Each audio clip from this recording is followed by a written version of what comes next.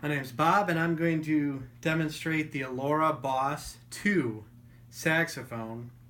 The first thing that I want to say, when you buy this from Woodwind Brasswind, at least if you do it in early summer 2018, the way they're pictured on Woodwind Brasswind isn't the case.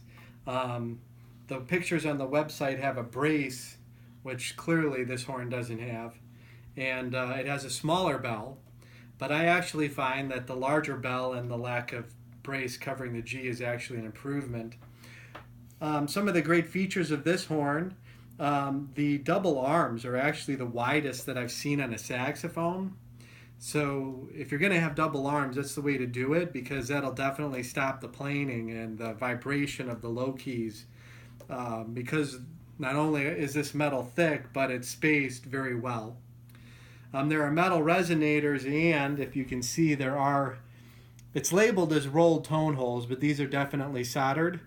But I think that's superior than the full rolled tone holes.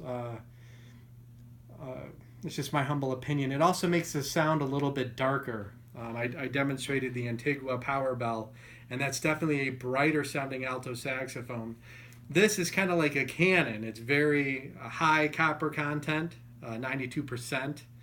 Alloy, and it's definitely a very big sound. I added an extra feature. Steve Goodson and Nation of Music, I added his elongated thumb rest to the back, which I find quite nice. The standard thumb rest is fine, but if you have average or large hands, your thumb is just going to be dangling out there. It's going to be uncomfortable. But this is it's a very heavy horn, the heaviest of the two altos that I play on. And I do like the metal thumb rest. And so far, the rolled tone holes or soldered tone holes are working out very well for me. And the springs are very tight, which is a good thing. I mean, I haven't had a G sharp stick or a C sharp stick yet, because the springs are very tight and the action is very bouncy.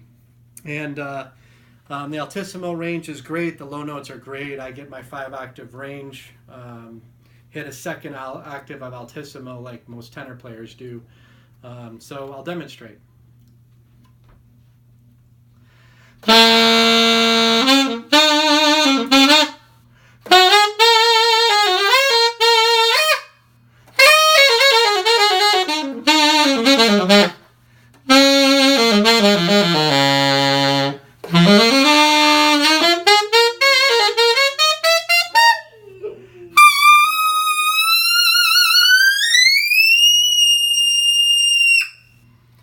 And you can hear my dog howling in the hallway, by the way. He doesn't like Altissimo, my dog.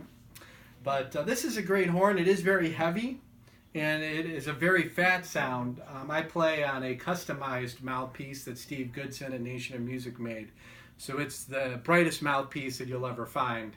The highest baffle on a mouthpiece you'll ever find. It even makes the Dukoff and Jody Jet and Super Jet look like a low baffle. So I play on a super high baffle mouthpiece, customized. But this is the Allora Boss 2, and it's an amazing saxophone.